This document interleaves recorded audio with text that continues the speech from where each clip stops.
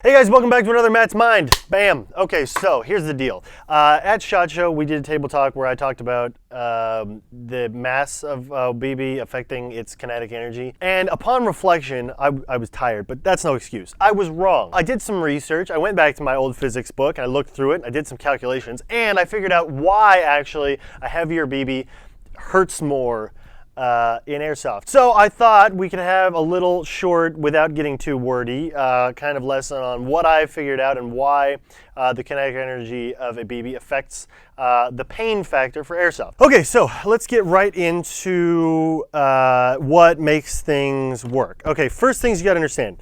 Joules is a measurement of kinetic energy. So kinetic energy is measured in joules, and kinetic energy is a calculation of mass and velocity, and the actual equation is 1/2 mass, or yeah, one half mass times the velocity squared.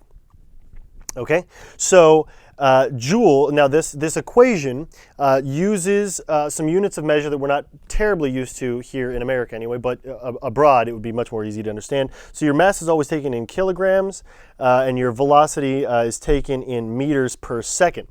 Since we usually deal with FPS here in Airsoft, we're going to be converting our speed from 350 feet per second, which is generally, I think, about 106.7 meters per second, okay? 106 meters per second. Now that's of let's say a 0.2 gram BB. If that's traveling at 106 meters per second, a 0.3 gram BB on average will be traveling about 80% of that. So we'll say that a 0.3 gram BB is traveling at, I don't know, 85.4 meters per second. That's about 80% of that. Okay, so now that we have those numbers, we can plug them into an equation. So basically, without doing all the calculations here, the kinetic energy of a 0.2 gram BB, is about 1.14 joules, okay? And the kinetic energy of a 0.4 gram BB, or a 0.3 gram BB, excuse me, because that's what we're using for our speed. 0.3 gram BB is about 1.09 joules. Now, that doesn't really work with what I said in the table talk at SHOT Show, because I reasoned that the kinetic energy was higher with a heavier BB, but obviously I'm being proved wrong here. The heavier BBs actually got less kinetic energy. And that got me thinking, well, if it's not the kinetic energy that's affecting the pain of the BB, what is it? Well, it turns out that we need to actually talk about something called inertia. Inertia is an ability of an object to retain its motion or its speed or its energy with a given resistance. For example, when you shoot a BB, it's traveling, like it's going this way. You got a BB here and it's traveling, okay? But there's stuff blocking it. We're going to call that air resistance. Air resistance is a constant. I mean, you have a certain air resistance for a given object in motion, okay? So if you have a lighter BB, it takes X amount of energy to slow it down.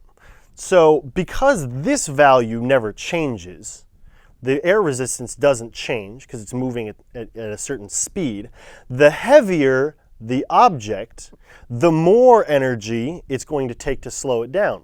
And because that remains the same, the heavier BB actually retains its energy longer. So in effect, a heavier BB hurts more at a distance simply because it's able to retain that energy for much longer. So in theory, in a closed environment like a warehouse, if you were shooting a 0.2 gram BB up close, it would hurt more than a heavier BB because it's got more initial kinetic energy. So I drew all these pictures.